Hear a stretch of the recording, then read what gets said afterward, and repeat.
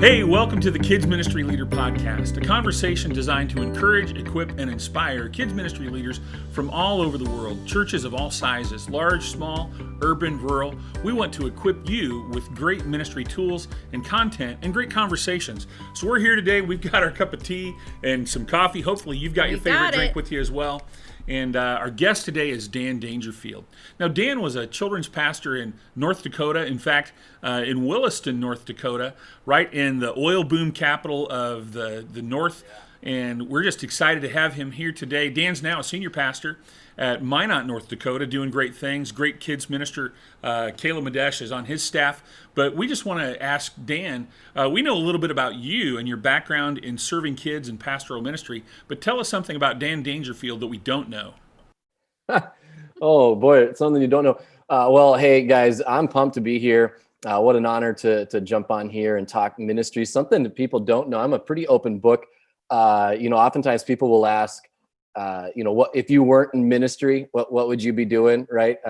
I don't know if they're trying to prove a point or something, but I always wanted to be, if I wasn't in ministry, my dream, I thought it'd be the coolest thing to be a puppeteer on Sesame Street, right?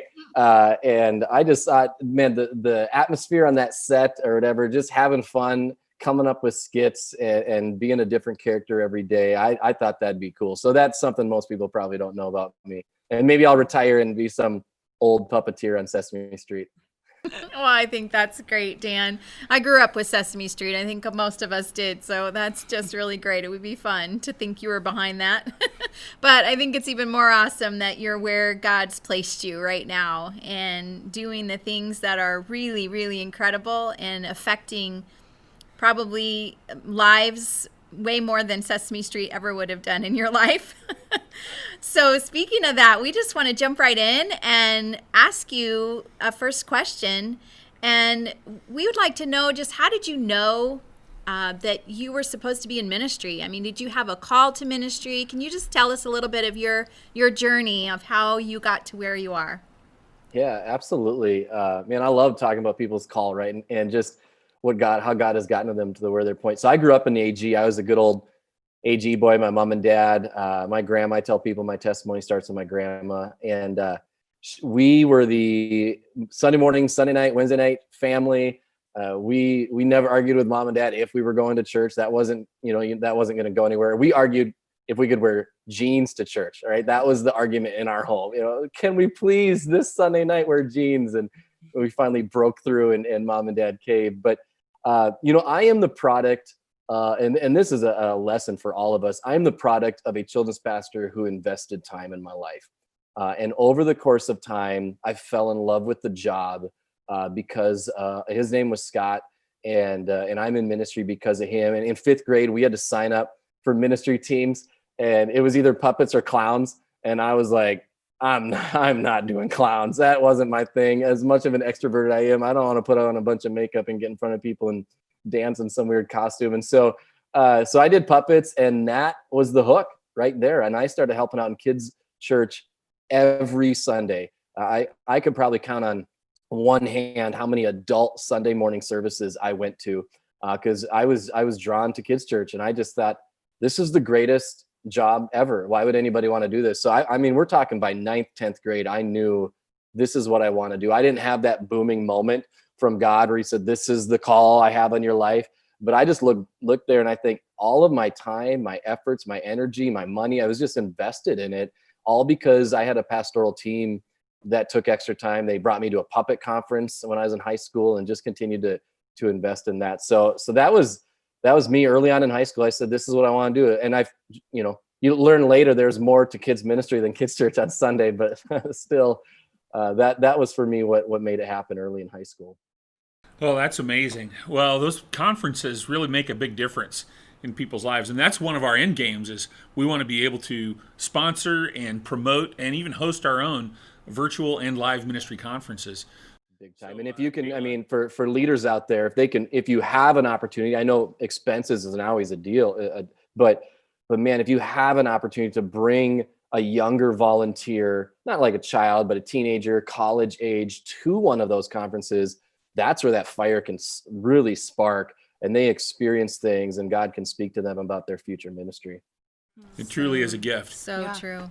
Yeah. So Kayla, why don't you take our next question? Yeah, so Dan, with all of your experience in ministry from young to now, we would love if you would share with our listeners a struggle or a ministry fail, something that didn't go as planned, that you could share with our listeners today. Well, there's a list. Holy smokes. I mean, oh gosh. Yeah, I've screwed up a ton of times. And I mean, and we've all made planned events, right, where the attendance was just tanked or we didn't get the fundraising we wanted or whatever. My first summer as a kids pastor, I was 20 years old in Fargo, and we had canceled. Egg hunts in the north are different. You can't do them outside. We canceled our egg hunt because of winter, because of a blizzard. And so we saved all, and that was when we were still putting jelly beans in the eggs. People don't, now everything's pre-wrapped candy, but I'm old. And so we saved the Easter eggs and did a freedom egg hunt. Yeah, I should have just chucked everything. Kids were opening up the eggs. There was ants in there and everything's this is a, I did. Yeah. That same summer we went to an event. We brought 300 kids to a zoo and a park. It was a swimming pool area. And one of my team leaders came and said, I'm missing one of my children. And we're running around looking for a 4-year-old. And it's like, oh my goodness, this is like the worst. I'm 20-year-old kids pastor, but those are kind of the goofy ones. We all have those moments as kids pastors where we can laugh at. I'll say one fail. When waiver release forms were becoming a thing, again, I'm showing my age a little bit as a children's pastor. It's like standard now. I'm a pretty loosey-goose guy and can disregard rules sometimes. And I brought a crew of a worship team to camp one year that they were underage. I mean, they were 16 or 14, 15, whatever. And I didn't get the waiver release forms for them. And that was one mistake, because I was told to do it. I didn't get it done in time. And I just kind of then tried to just pass over it. But then I was caught in it. Our business administrator called me that week at camp and said, we don't have the forms. And I totally lied to him about where the forms were, whatever, because I knew I got caught. And they had to call me in when I got back from camp, and we had just a tough meeting, and I lost trust with my leaders in that moment. I had to rebuild that that was just, I had to humble myself and realize, some of these things are, waiver release it's like, you got to follow the rules and do these things and do things correctly. And so, that was a stinky moment. I look back and say, you dummy, what were you doing? But is what it is at this point. But you got to learn from it and move on, But, as far as the fails go, there's a simple church model, I think, that I've gotten sucked into at different moments. Because, hey, we're just going to focus on a few things and be really good. And I think there's some truth to that. But I've gotten stuck. Then you don't try anything because you're just going to focus on a few things. And then all of a sudden you're not doing anything. And so, man, if you're failing, good for you. Go try stuff, do some events, spend some money on something. And if it fails, log some notes and try again, make it happen. So good. Well, thanks for sharing that. And thanks for being really vulnerable, Dan. I think all of us have had moments where we wish we would have taken the steps we needed to. And we just have to step up and do the right thing every single time, especially when the hearts and the lives of kids whose parents are trusting them to us are on the line. So thanks for sharing that fail. Now let's flip it around. Tell us about a ministry win, something that was so cool that happened in your ministry that it was like, wow, that was a real God moment, or some big success that you want to share with the world. Oh, sure, man. Those are the fun ones to talk about, right? Why do we have to do that last question? Ministry win, I thought about this a little bit before, and, obviously would love to chat about some amazing events that had high numbers. One of the things we did when I was a children's pastor in Williston, and the reason I'll share this, because it might spark a good idea for some of those that are watching. I was really family ministry is something that's burning on my heart and was really surfacing. It's like, we got kids ministry, but where does family ministry fit into this? I don't want to add another ministry to our church with more events. And we were really working hard at turning ongoing events and ministries and putting a family ministry bent on them. And so we looked at our kids camp and said, okay, we're doing kids camp. What can we do to make it more family oriented? And so we did I'll just call it a prep day. So the Sunday we left for camp, and I mean, like you mentioned, I was in Wilson during oil boom country. We had a ton of kids coming to camp and a ton of families that were unfamiliar with our campground. They'd never been to it, and faces that we didn't know. And so we did a prep day. So the Sunday before we left for camp Monday morning. We did a lunch for all the families that were going to camp, kids and parents and everybody, and all of our chaperones. And at that lunch, then we had their full attention. First of all, that's when we were able to give parents final information on medication and, other things. But we gave them a map of the campground. So when their children came home and said, hey, when we were out at the sports field or at the snack shop or this or that, mom and dad already had a mental picture of what camp was like. We walked through the daily schedule of camp with the parents to give them key moments of when to pray. And so that they said, hey, we want you to pray, but we want you to pray at the prime time. Here's when chapel service is. Here's when the devotional time is. And then we also introduced them to all the chaperones, because every parent feels a little bit more comfortable when they know the person that their child's going to spend a week with. Kids got to find out a little bit more about camp and final packing ideas and lists. We also did our lice check there.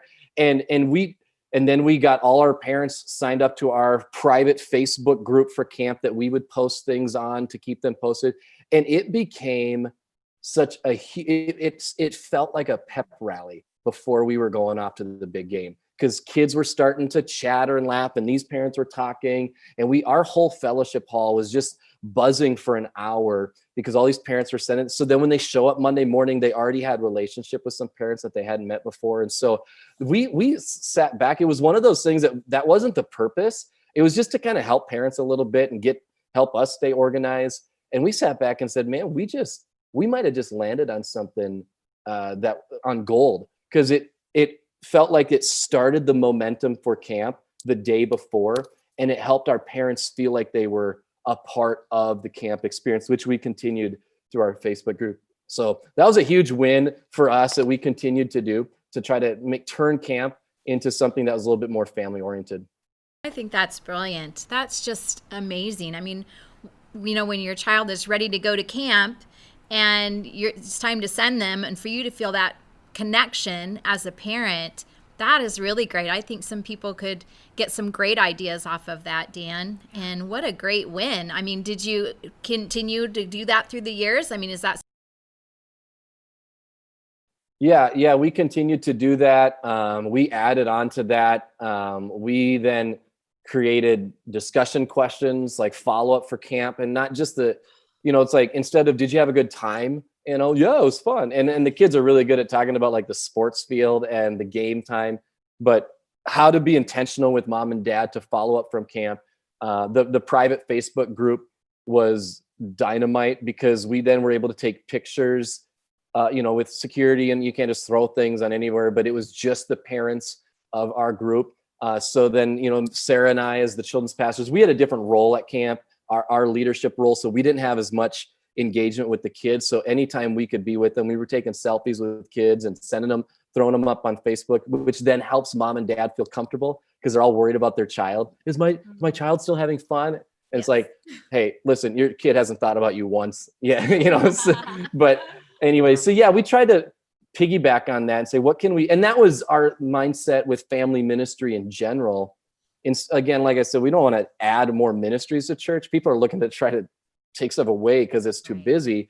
But what are we already doing that we can be more intentional to equip parents to take the most advantage of this event, of this ministry, of this discipleship? That's right. It's that connection. It's so significant. I mean, between getting them involved, and yeah, what a great thing. Thank you for sharing that, Dan. Yeah. That's absolutely amazing. And I mean, that in itself is a wonderful resource for us. It's true. But that kind of segues into the next thing that we'd love to ask you. And you are a wealth of information, but do you have a resource or a ministry place or a tool or something that you have gone to over and over again, or something that's made an impact on your ministry that you could share with us?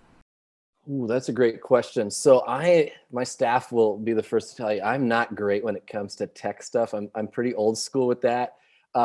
So I I've just started to get into the Logos Bible study.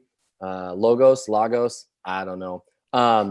But we got a subscription to the Bible Engagement Project that the Assemblies of God has put out, which I'm just at the front end of that. So I can't tell you a ton on it, but it looks legit. And the Logos stuff is amazing. It's almost like trying to get a drink of water from a fire hydrant right now, because it's so much. But as far as leaders and Bible study and putting things together, that would be one tool or resource. Before this, I went through my phone to look at the apps I use, and I thought, oh shoot, I don't even have a good app. I'm not an app guy. I have like a to-do list here, but it's like, well, I don't even use it. Like on my to-do list is to use the to-do list. But as far as, resources, Planning Center is legit. And if you're organizing a ministry, I don't think you can get better than Planning Center. And I know that costs money, and some of the churches we're looking at, finances have to continue to be a thing. But if I was to invest as a children's pastor in one subscription, Planning Center would be at the top of the list. And they have different levels, so you don't have to get everything, and you're paying $200 a month and you're only using a quarter of it. You can just do the basic check-in or whatever. But we've shifted church-wide over to everything that they have. This is a non-ministry, but I love it, and it's cool. I'm a backpack guy. I always have my backpack, my computer, my books, everything, and I carry my backpack with me everywhere. And so one of my board members got me a water bottle that's the shape of a book. So it fits. Awesome. So it fits in my backpack very nicely, and I don't have this bulge, sticking in the side of my back when I got and I absolutely love this water bottle. A5 is the company. I don't even heard nothing about it. Right. I've never seen that. I haven't either, but it's legit, and it just slides right in my backpack. I'll give you a couple books that I grabbed. I hate reading, and I know that should never announce that. I'm not good at it. I'm not a fast reader, and I don't enjoy it. My wife can pound through books. So I made a deal with my son. I said, you know what? Everybody can read a chapter. Come on, right? I mean, you can read a chapter, and I can't sit and read for a long time. And so what I did is I broke it down, and I like ministry books, I like leadership books, and personal growth. And I told myself, if you can read one chapter in each of those books a day, you'd get 3 books a month, right? And I can sit before I get going in the morning, I can do one chapter in one of those books, right? Over lunch, sometime in the office, at home, I can read one more chapter before I go to bed. And so and then I get, I got my ministry, I got my leadership, and I got my personal growth. So I'll just throw out a couple of those. For leadership, this book is dynamite. Crucial Conversations. It is not a ministry book, but it's a leadership book. And they talk you through how to have a conversation where, how to disagree with somebody, but not lose relationship with them, and how to get to the end goal. And this is a book you can go back to and pull things out even after you've read it. Great book. As far as personal growth, this might not be, I don't even know this guy. Kevin Harney is his name. Organic Outreach. I read this about 1.5 years ago, and it just brought everything back to the basics as far as personal outreach and do I care for the lost like I say I do? And it was really challenging. And so Organic Outreach. And then I have a digital format, so I don't have it with me. But as far as ministry goes, the book that I absolutely love that we're working through with our staff is Ready, Set, Grow by Scott Wilson. Sure. Team building concept, Ready, Set, Grow by Scott Wilson. And that's been as far as ministry. So those would be the 3 books as far as resources that I'd throw out there. If you want to read, those 3 would be towards the top of my list. Well, Dan, you're giving us an incredible treasure trove here. Gold mine. Yeah. That water bottle's that's priority number 1 right there. Probably already ordered it on Amazon. I'm liking that. That's super cool. That is So cool. we will definitely include the links for those books, Crucial Conversations and Organic Outreach and Ready, Set, Grow on our resource page on our website. And we'll try and find that link for the water bottle too. I hope people, a book-shaped water bottle from A5.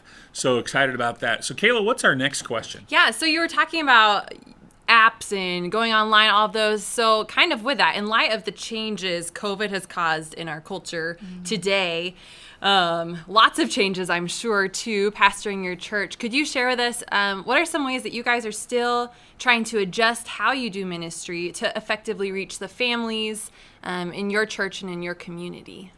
Right. Man, what a wild year. Yeah. So we've had to go back to the drawing board, and in the midst of everything, now we've been blessed in North Dakota that we've been gathering in person since, May of 2020 or June-ish, I should say. So we were down for about 10 weeks. But we went back to the drawing board and said, all of our tools all of our measuring sticks for success are out the window, right? We would measure on money and butts in the seats. And it's like, well, so yeah, we've had to rearrange everything a little bit, and our services look similar, but our seats are spaced out, and we don't take offering in person, all the stuff that probably a lot of churches do. As far as things we've done, I would say we have taken a step. How do I say this? We've taken a step backwards, as in pulling some tricks out of an old book, maybe.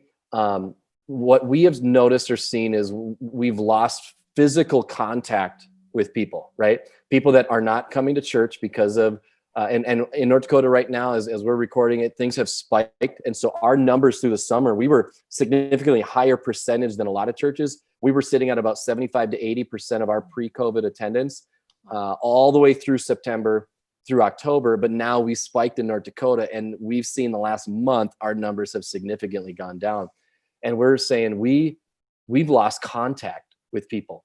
And when you're physically not contacting people, so we've gone old school.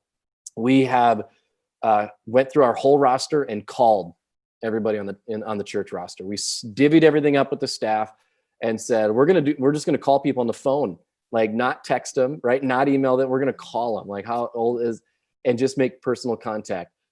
We've sent out more letters, mails, like in the mail, to communicate with people, to share testimonies, to keep them up to date on what's happening. We're sending out, we're sending out a Christmas card with the picture of the staff, classic, like what you get in the mail type of deal, with an Advent calendar to say like, hey, family at home, here's an idea to get through December.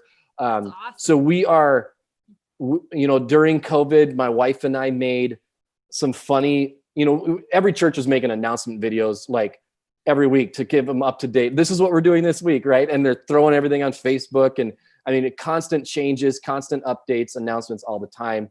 And so we just took our personality, my wife and I, and we just made them like come off like they were raw and funny. I'd say something, and then Sarah would interrupt me and then make me look like a fool. And then I'm like, honey, we're making a video right now. You can't say, and because it's like, hey, we're just trying to be personal with people, because people are isolated. They aren't connected physically with other people, so they're losing out on that. And we've just recognized, as everybody has, everybody's basic needs of interpersonal relationships have been taken away. And so we've tried to do everything we can to reach out in that fashion. I think of the 5 love languages. I think of like physical touch.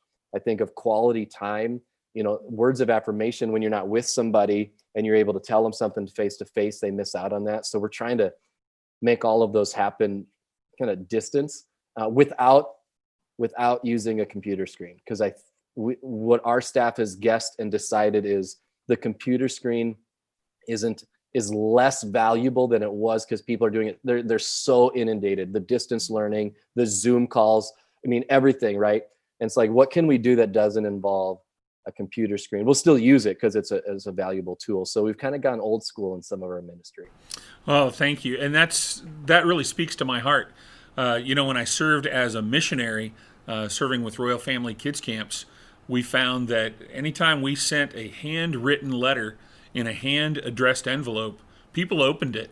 They'll just blast right through emails that are form letters that are pre-printed, even with labels. Even if you write what's on the inside, if they see your handwriting on the outside of the envelope, or they see your number calling them on the phone, caller ID, they'll pick up. And so thank you, Dan, for really highlighting personal connection. And that is something that we value, is personal relationships.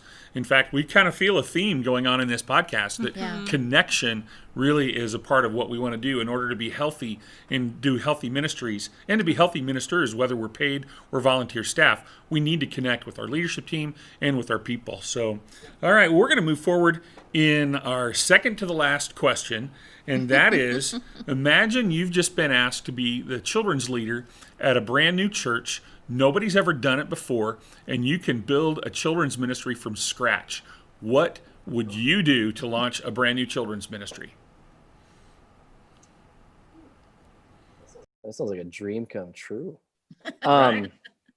Well, honestly, I know I mentioned this earlier. I would sign up for Planning Center right away, because it's just going to be part of my culture as we get larger.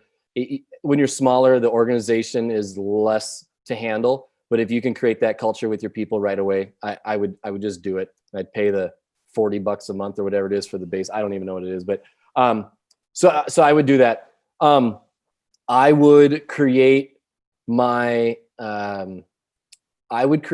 talking as a children's leader, Scott. Yep. Is that not? Yes. I got to get out of my senior pastor mode. I'm thinking, Right, planting a church. right. That sounds awesome. As a children's leader, I would create a discipleship. If we're going to talk like ministries and programs, what I would get going. Obviously, you're going to run your kids' church or whatever, but do whatever curriculum you want to do. Some sort of an apprenticeship discipleship program where you're investing in young leaders. I'm talking like your 5th, 6th, 7th, 8th grade students. And I would immediately just start investing in them and grooming them for ministry, whether they're going to be in full-time ministry or not. Because you have to create a culture of every person is a discipler, right? That's, if I'm starting a church, that's the culture I'm creating, that you don't come to church to get discipled. Every person is a discipler. And I would create a ministry. Right now, one of the best things our children's pastor has going is they call it, oh shoot, I just blanked on the Accelerate. Thank you. She has a program called Accelerate, and it's Sunday afternoons once a month, and it's her upper elementary kids that sign up, but they have expectations. They got to read their Bible. They got to do this. And if you don't, you can't be a part of it. And she's training them for street evangelism. She's training them on like listening to the Holy Spirit. They had this last time they met, they just played worship music, and she made them pray out loud. And then, what's God telling you? And like making them go one-to-one. I feel like God wants me to tell you this, right? And she's training them on how to, and so it's not just training to be in ministry, like to be a good greeter, to know how to run Pro Presenter. She's training them on how to be a discipler. And I would get something like that going. So now we have our youth pastor is launching Accelerate Plus. And that's for junior and senior hires who we see the call of God in their life and they want to sign up. So that'd be the one of the things I would launch right away, is get some discipleship program. And discipleship isn't like a sit and learn about the Bible. That's great, but that's just knowing more about the Bible. The third thing I would do is I wrote down in my notes, drink a ton of coffee. And the reason I said that, right? That's not coffee, Scott. You got tea. You can't. You're lying. You can't. That's fake. And what I mean by that is go out to coffee and to lunch with as many people as possible. And you have to create a culture of building teams. When you're young or a younger church or a smaller church, you can do it all by yourself, but then it will stop the growth at some point. And from day one, build a culture of building teams and raising up leaders to do the work of the ministry, so that's just embedded in the mindset of everybody there. And I would encourage you then, if that means to use a pre-made curriculum in kids' church so that you can spend more time investing in lives throughout the week and less time in your office preparing kids' church, I'm all for that. I'm an advocate of that. There's incredible curriculum out there that you can adapt here and there to fit your style, but spend more time with people investing in them.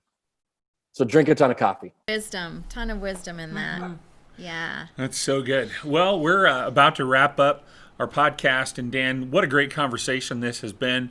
With a great leader. With an incredible leader. Yep, I would say you have already had lots of people go out into ministry on the mission field, whether short term or we're considering a call to ministry, headed off to seminary or Bible college. If I could jump in here, Scott, and just say something. If we're speaking to a bunch of young leaders, children's leaders, let me just say this. You may not see the fruit of your ministry for a long time. And you cannot, don't look at immediate fruit or lack of fruit as a validation of your ministry, or don't allow that to discourage you if you feel like you're investing, and then you got junior hires that you invested 3 years of your life in, and they're acting like junior hires, right? Yep.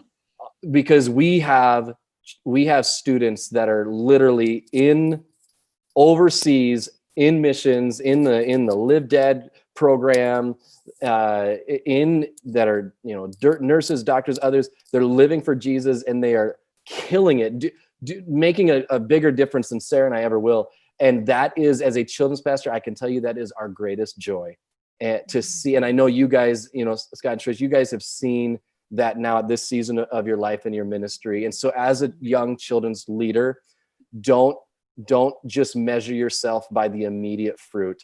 You're in it for the long haul, and you're carrying the baton on the front end of the race. And at some point you got to pass that baton off to a youth leader who's going to pass that baton off to a college leader or somebody, and just know that you were part of it. You were the front leg of that race. But your fruit's the seeds that you're planting are going to bear fruit years from now. Just don't get discouraged quite yet. So great. Good. That's so good. So Kayla, what's our last question? Yeah. So where can we find you online? Where can our followers come and see what's going on in your world? Oh man. So that's, I'm going to give you a terrible answer. I avoid social media at all costs. I am on Facebook. If you follow me on Facebook or you become one of my friends, you're going to be very disappointed. I'm not going to come across your feed. I don't know if I've made a post in over 6 weeks. Sarah and I have made a decision just to distance ourselves recently from social media. And we're just not a fan of it. And we have chosen as parents that we don't want our kids watching us watch our phone. And so Sarah has gotten off of Facebook completely. She's on Instagram. I don't even know what her Instagram thing is because I'm not on Instagram. And I'm on Facebook. So if you want to find me, it would be our church, Minot First Church Assembly of God, Minot First Assembly of God. We are on Facebook, and our services are on YouTube. You can listen to me preach. But as far as online, that's where you're going to find me. And we, I have some theories about social media and online and where we're going in the future. And I just wonder, that personal touch I'm making a stronger effort on personal touch. So looking for me online, you got to find the church and watch a service on Facebook. Or just take a road trip up north, I guess, right? Come on up. Just don't do it between September and June. Short little window. Yeah, you got a couple weeks in there in July and August where it'll be warm. But yeah, we'd love to see you up here in the That's so good. Well, Dan, thanks for being our guest today. We're thrilled to have you as a part of the Kids Ministry Leader podcast. Great conversations with amazing ministry leaders designed to encourage, equip, and inspire people who are inviting children to know Jesus Christ as their Lord and Savior. Thanks for being with us. God bless, and we'll see you next week.